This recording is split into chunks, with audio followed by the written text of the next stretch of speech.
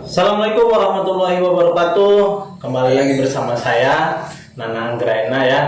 Alhamdulillah hari ini saya berkunjung ke kantor Bangkum Gradin, di mana kantor ini melayani bantuan hukum untuk bagi masyarakat yang tidak mampu secara gratis. Nah, di sini saya ditemani oleh Ketua Bangkum Gradin Kabupaten Pandeglang bersama Bapak Dede Kurniawan SHMH.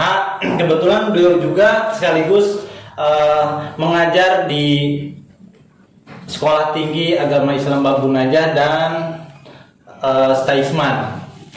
Mungkin lebih jelasnya kita akan bercakap atau berbicara dengan beliau mengenai bagaimana sih cara mendapatkan bantuan hukum secara gratis. Karena seringkali kita ketahui ya teman-teman, jadi banyak masyarakat yang tidak mampu itu tidak mengetahui kemana harus saya meminta bantuannya. Jadi kita ngobrol santai aja ya Pak ya. Siap. Gitu. Siap. Jadi banyak masyarakat nih ya kan, di luar sana itu banyak yang membutuhkan, apalagi di wilayah Pandeglang gitu Pak. Itu gimana itu? Ya, siap. Terima kasih Pak Nana. Siap Pak. Kita santai aja Pak ya ngobrolnya. Siap. Tidak usah serius banget. Siap. Pertama mungkin saya perkenalkan diri dulu ya. Baik. Perkenalkan sebenarnya. Nama saya Dede Kurniawan. Kemudian saya juga berprofesi sebagai advokat dan konsentrasi memang membantu warga tidak mampu. Nah, kalau kita berbicara orang tidak mampu atau mungkin dalam dalam kurung orang miskin mungkin ya. Betul. Itu memang negara itu harus hadir untuk bisa memfasilitasi bagaimana orang tidak mampu itu bisa mendapatkan hak-haknya.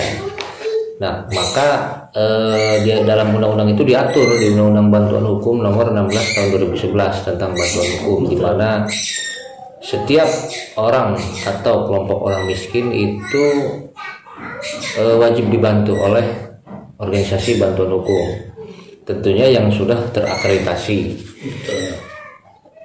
Nah, kenapa itu harus terakreditasi? Karena nanti lembaga bantuan hukum itu nanti akan diganti biayanya ketika sudah membantu orang tidak mampu tersebut gitu. Jadi ada anggaran juga dari negara yang disediakan.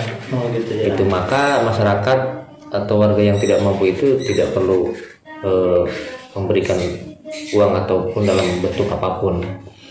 Nah, tapi sebenarnya sebelum lahirnya Undang-Undang Bantuan Hukum Nomor 16 Tahun 2011 itu sebenarnya advokat itu sudah punya kewajiban di Undang-Undang Advokat Nomor 18 Tahun 2003 itu, khususnya di pasal 20 ayat 1, bahwa setiap advokat itu wajib melaksanakan bantuan hukum secara cuma-cuma, ya khususnya kepada orang tidak mampu itu. Jadi sebenarnya sebelum lahir Undang-Undang Bantuan Hukum tersebut itu advokat itu sudah diberikan amanat oleh Undang-Undang Advokat itu sendiri. Jadi dia wajib membantu orang yang tidak mampu itu secara cuma. Nah, karena tidak efektif dan tidak berjalan dengan baik, dari sekian banyak advokat itu mungkin hanya sekian persen lah, sedikit lah yang betul-betul konsen membantu orang tidak mampu. Nah, salah satu yang konsen membantu orang tidak mampu ya pelapor itu salah satunya itu Profesor Anung Budi Nasution itu yang sudah almarhum kan. Itu dia yang salah satu yang mendirikan YLBHI itu, Yayasan Lembaga Bantuan Hukum Indonesia. Nah, itu salah satu orang yang konsen sampai sekarang muncul dan banyak lembaga bantuan hukum atau organisasi bantuan hukum hampir di setiap kabupaten kota yang ada di seluruh Indonesia. Nah, di antara sekian banyak itu kami dari Bantuan Hukum Gerakan Advokat Indonesia Bangkum Gradin di Pandeglang ini mudah-mudahan bisa konsen, bisa komitmen dan konsisten untuk membantu warga atau masyarakat yang tidak mampu itu. Begitu Pak Nana. Secara singkat itu penjelasannya seperti itu.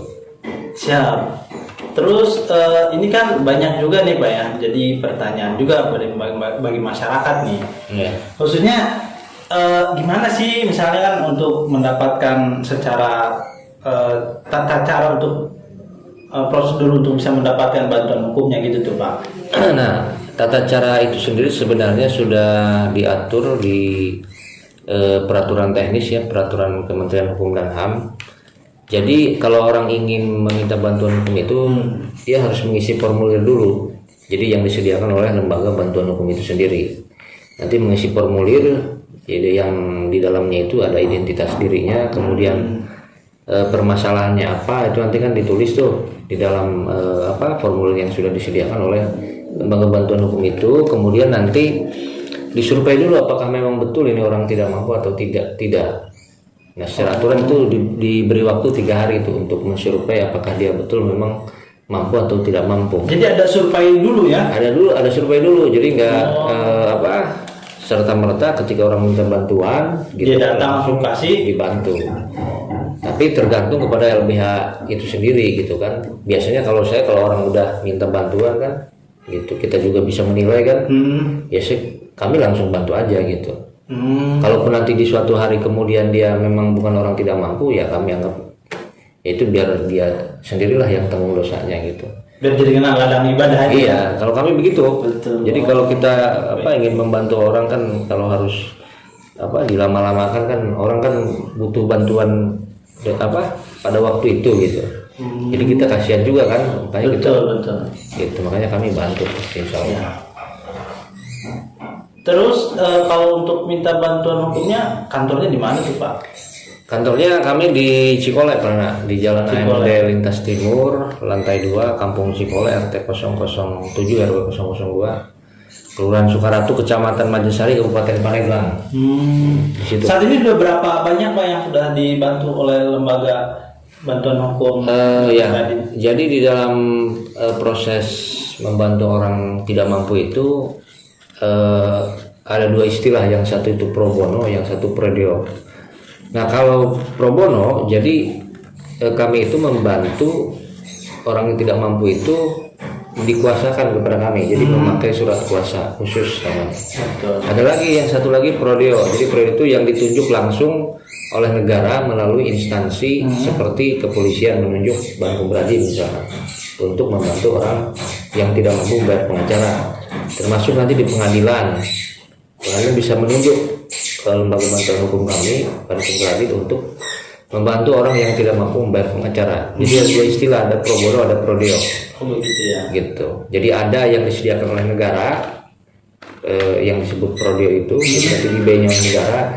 Ada yang memang dari kami secara langsung gitu, pro bono. Itu nanti memberikan kuasa khusus kepada kami. Tapi kalau melalui kepolisian kepada kami ditunjuk gitu melalui surat keputusan dari kepolisian itu sendiri atau dari pengadilan itu sendiri. Oke. Begitu. Berarti ini sangat luar biasa ya Pak ya. Ini perjalanan ini Pak, ada nggak sih kendala gitu kan? Ini kan posisinya kan kita bantu orang yang mengatakan kita tidak mampu lah ya, atau dalam kurung orang miskin lah. Nah ini kan pasti ada kendala kan, karena biaya yang dibayarkan oleh negara itu kan cukup lumayan, ya kita tahu lah ya, begitulah lambatnya gitu. Terus itu gimana sih Pak? Nah, dalam perjalanannya memang ini dibutuhkan semangat ya, niat dan semangat lah.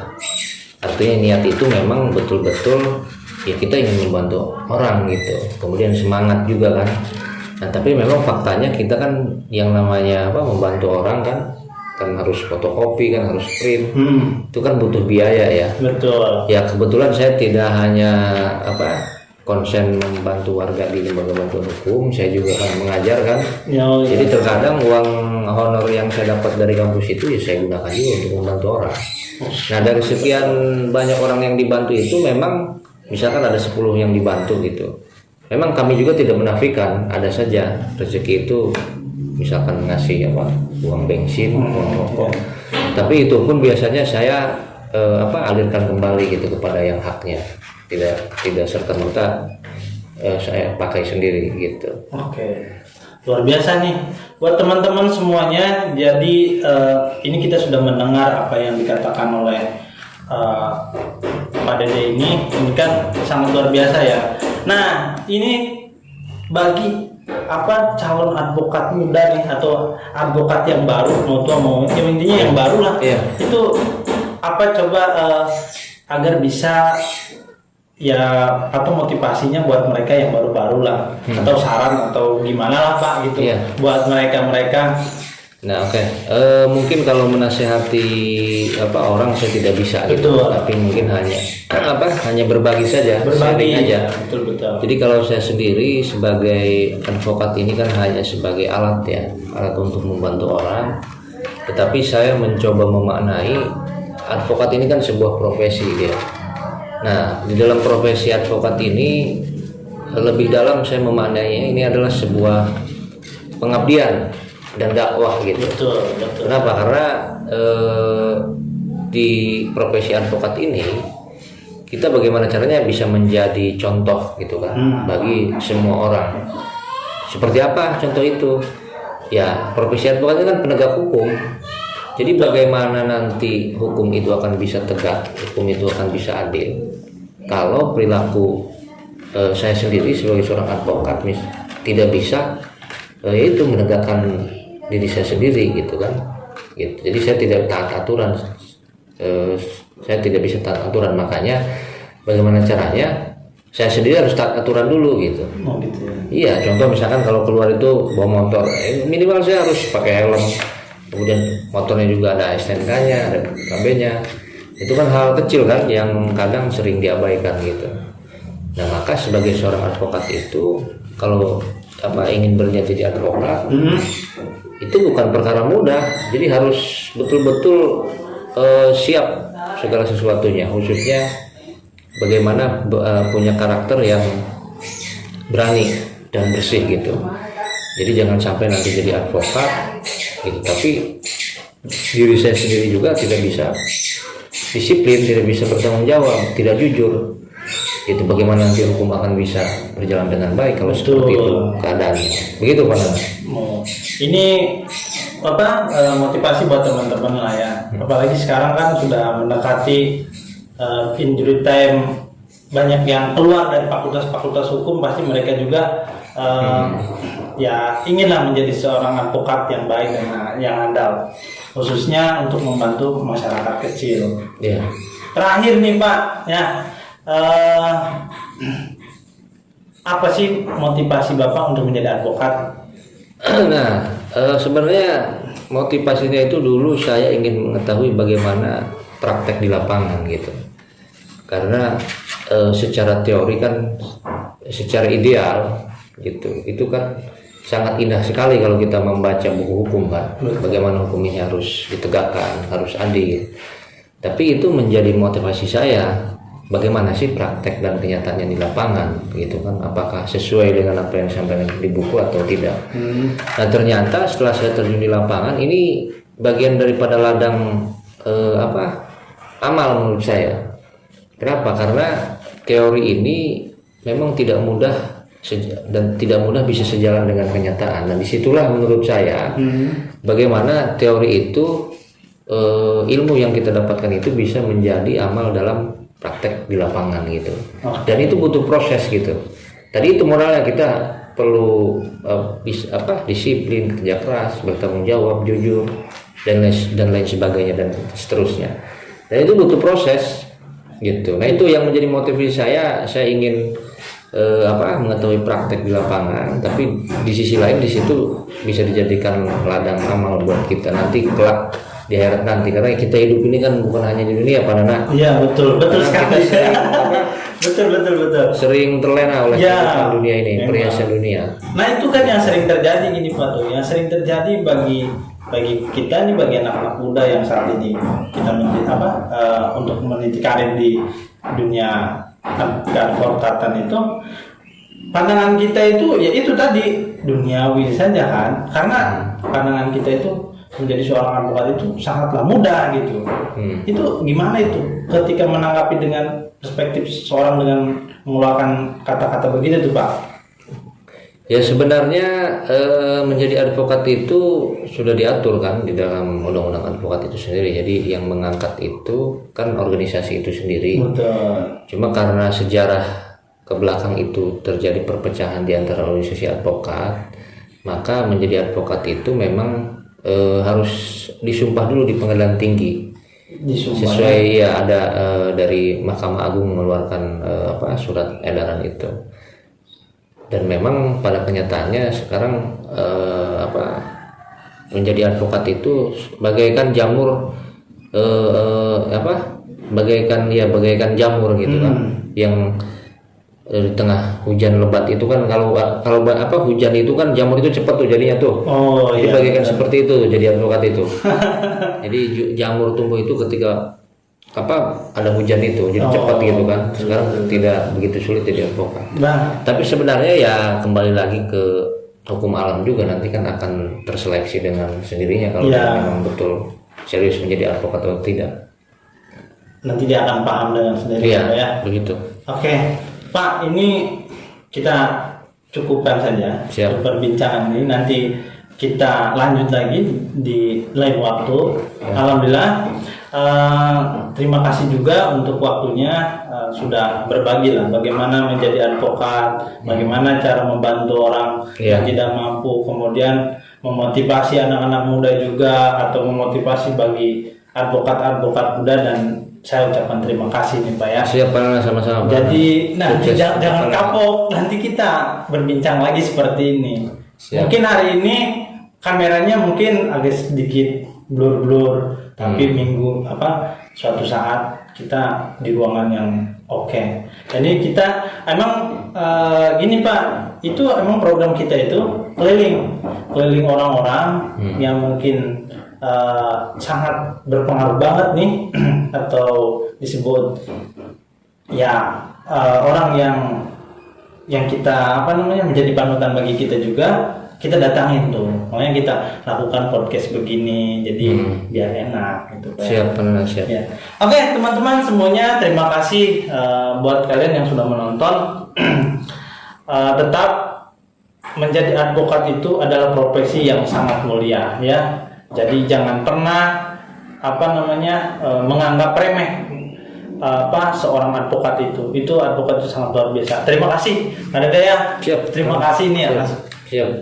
Ya, oke. Terima kasih teman-teman. Assalamualaikum warahmatullahi wabarakatuh.